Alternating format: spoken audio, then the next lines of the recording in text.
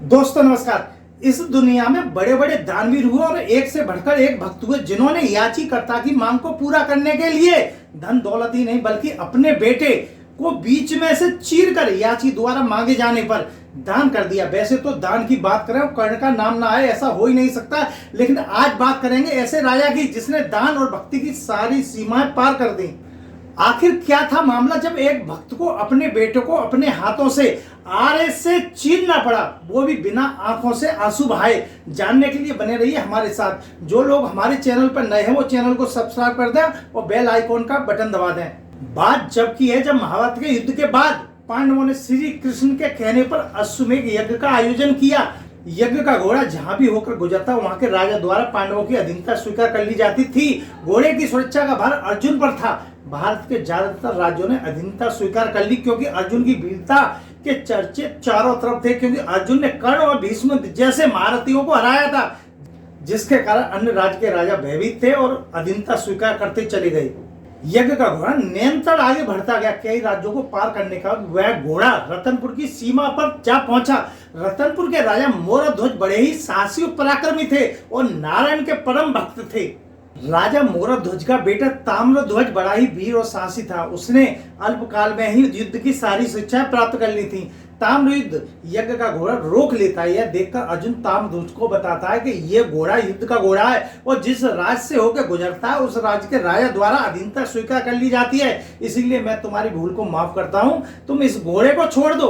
अर्जुन की बात सुनकर ताम्रध्वज ने अर्जुन से कहा, हे अर्जुन, मैं क्षत्रिय पुत्र हूं और क्षत्रिय किसी की अधीनता स्वीकार नहीं करता, इसीलिए युद्ध करके यज्ञ का घोड़ा वापस ले सकते हो तो वापस ले लो।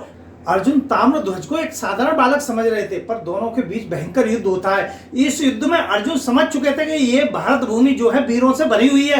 अर्जुन और ताम्रध्वज के युद्ध में अर्जुन मूर्छित हो जाते हैं। ताम्रध्वज यज्ञ का घोड़ा लेकर रतनपुर पहुंचता है। वहां पर ताम्रध्वज का स्वागत होता है और नगर में ताम्रध्वज की विजय पर खुशियां मनाई जाती हैं। मनाए भी क्यों ना जाए, क्योंकि उसने महाभारत के युद्ध के विजेता को आज मूर्छित किया था। जब अर्जुन को मूर्छित अवस्था से होश आया उस समय श्री कृष्ण उनके पास बैठे थे। अर्जुन कृष्ण को देखकर कृष्ण से कहते हैं कि हे प्रभु, ये सब आपकी माया है, वरना बालक मुझे मूर्छित कैसे कर सकता है। यह सुनकर कृष्ण अर्जुन से कहते हैं, हे अर्जुन, अब भी तुम भ्रम में हो। तुम क्या समझते हो कि तुमसे बड़ा वीर इस दुनिया में कोई नहीं। अगर तुमने अपने से बड़ा वीर अगर देख लिया हो तो चलो मैं तुमसे बड़ा भक्त भी दिखाता हूं। तब भगवान श्री कृष्ण ने अर्जुन और स्वयं ब्राह्मण का रूप रखा और यमराज को सिंह का रूप रखाकर निकल पड़े रतनपुर राज्य की ओर। रतनपुर के राजा मोरध्वज का दरबार लगा हुआ था। जैसे ही राजा मोरध्वज को इस बात का पता चलता है कि एक सिंह के साथ दो साधु अपने दरबार पर आए हुए हैं, वो सिंहासन पर उठकर साधुओं के पास पहुंचे और प्रणाम किया और आशीर्वाद लिया।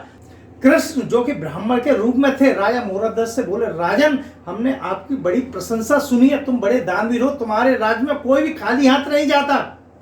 यह सुनकर राजा मोरध्वज कहते हैं कि यह सब नारायण की कृपा है और हाथ जोड़कर राजा मोरध्वज ब्राह्मण रूप में आए श्री कृष्ण से बोले कि महाराज, आप बताओ मैं आपकी किस प्रकार सहायता कर सकता हूँ। तब ब्राह्मण रूप में आए कृष्ण कहते हैं कि हम तीनों प्राणी बहुत लंबी यात्रा से आए और भूखे भी हैं, आप भोजन की व्यवस्था कर दो, लेकिन जो हमारे साथ सिंह है वो केवल मांस खाता है, वो भी मानव का। ऐसी बात सुनकर राजा मोरध्वज कहते हैं कि अगर आपका सिंह मानव का मांस खाता है तो मैं इसके लिए स्वयं तैयार हूं।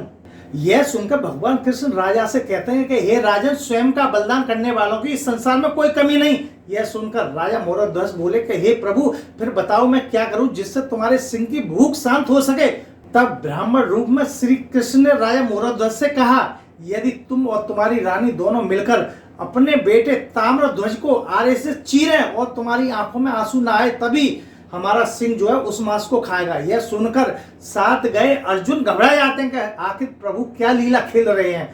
तब राजा मोरध्वज ने अपनी रानी को सारी बात बताई। राजा रानी दोनों ने ब्राह्मण रूपी कृष्ण की बात मान ली और आरा लेकर एक तरफ रानी ने और दूसरी तरफ राजा ने आरे को पकड़ा और बेटे ताम्रध्वज को बीच में से दो भागों में चीर दिया।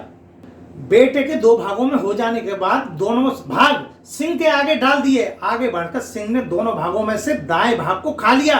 यह देखकर रानी के आंखों में से आंसू निकल आए। तब ब्राह्मण रूपी कृष्ण ने रानी से पूछा, आखिर आंसू किस लिए। रानी बोली, बेटे के दाएं भाग को स्वीकार कर लिया आपने, लेकिन बाएं भाग को छोड़ दिया। यह सब देख अर्जुन का परम भक्त होने का जो अहंकार था वो टूट गया।